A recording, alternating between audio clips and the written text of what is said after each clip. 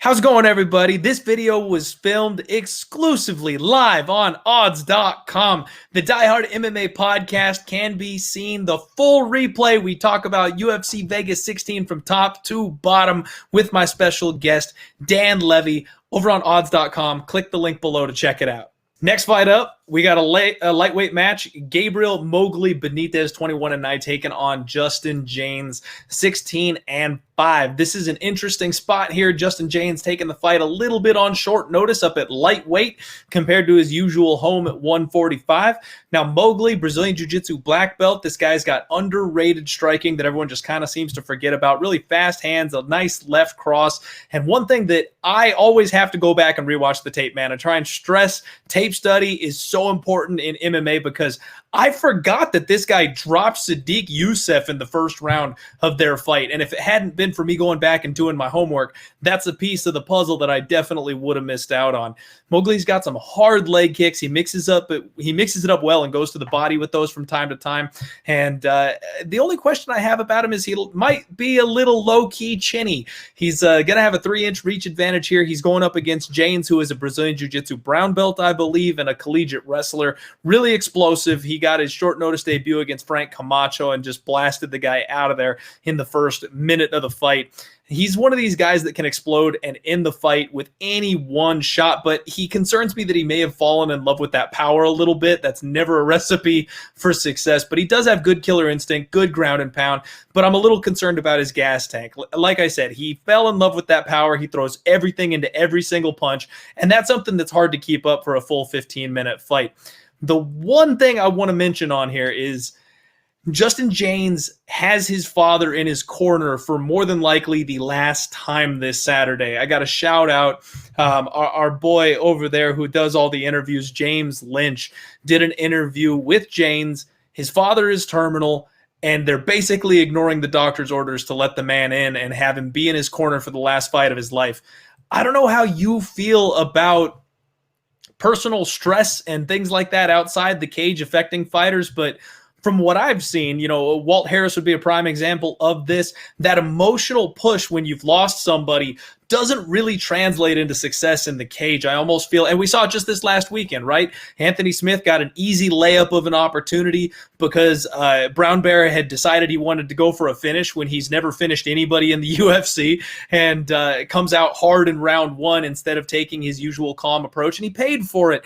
Well, this is a little bit of a different situation. I don't know how big of a fan of other sports and stuff like that you are, man, but like in hockey, you see when they do like the mom's game, every single mom from the team is in the stands.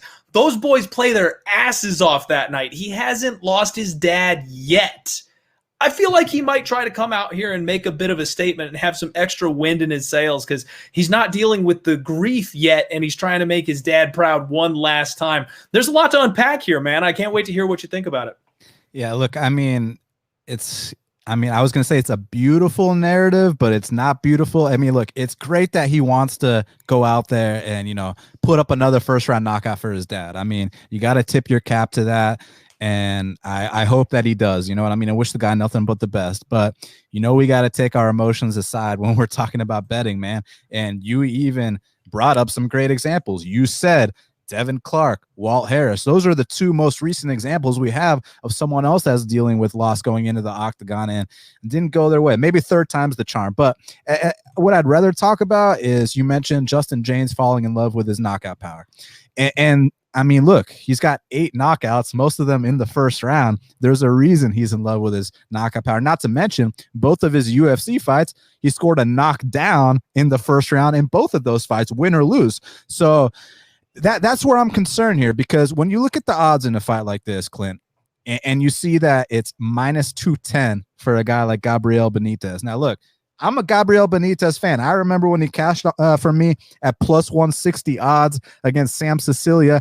I remember when I max bet him against Humberto Bandana. This is a guy that I'm a fan of, but I'm not a fan of laying over 2-1 on a guy like Gabriel Benitez. He's a guy that I like to bet at the underdog price. And to take it a step further, man, odds makers were actually saying minus 155 for Justin Jaynes on the opener. So I am so glad you brought that up. They think that Justin Jaynes is the guy that's going to win this fight. So here's where I'm struggling, man, because actually I think this is one of the toughest fights to pick on the entire card.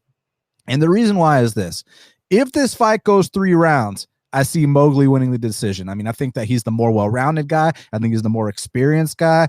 I mean, you mentioned his hands, but what about that left body kick that Javier Mendez from AKA always talks about, how I've held pads for Luke Rockhold, I've held pads for Khabib, Kane, all these guys, and none of those are the hardest kicker. Gabriel Benitez is the hardest kicker I've ever held pads for. So you cannot sleep on that left kick from the southpaw stance, especially when you're fighting an orthodox fighter. It goes right to the liver. So that's a devastating weapon. Also, you saw his guillotine choke against Sam Sicilia. So Mowgli is, I mean, he's the well-rounded guy here. It's just that, like you also said, he's chinny. And Justin Jaynes is a guy that's known for knocking people out in that first round. So will a first round knockout from Justin Jaynes surprise me here? No, it won't.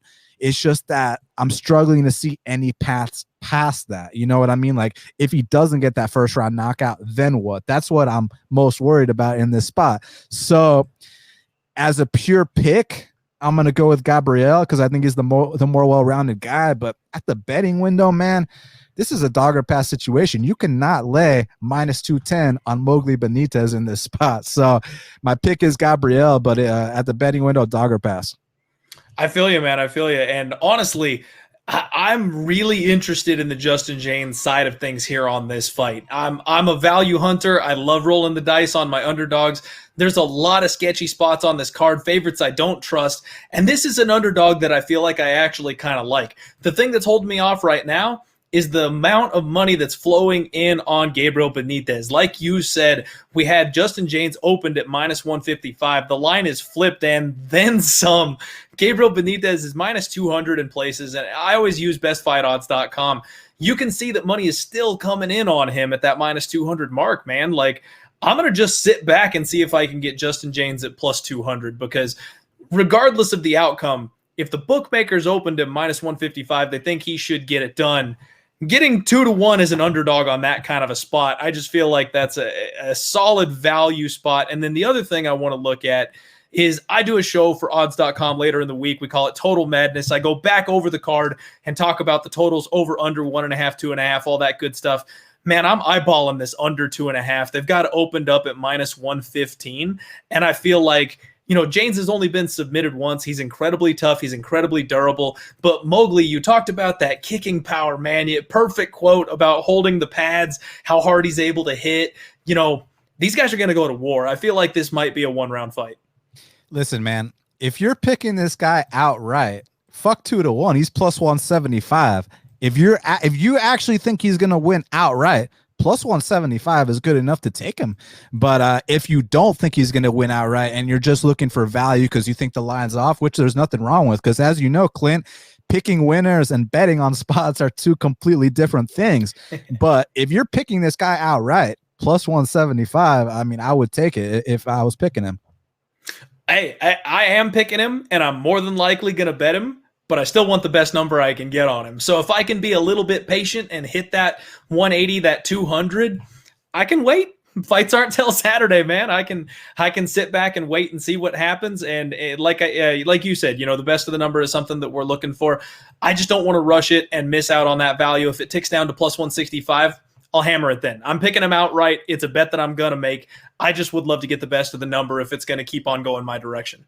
Oh, yeah. I mean, it's always about getting the best of the number. It's just I'm like seeing -210. I'm already thinking it's too high. So maybe everyone else disagrees with me and it goes to -250. You get that +200. But I would not be surprised if it actually went the opposite way. But let's see what happens.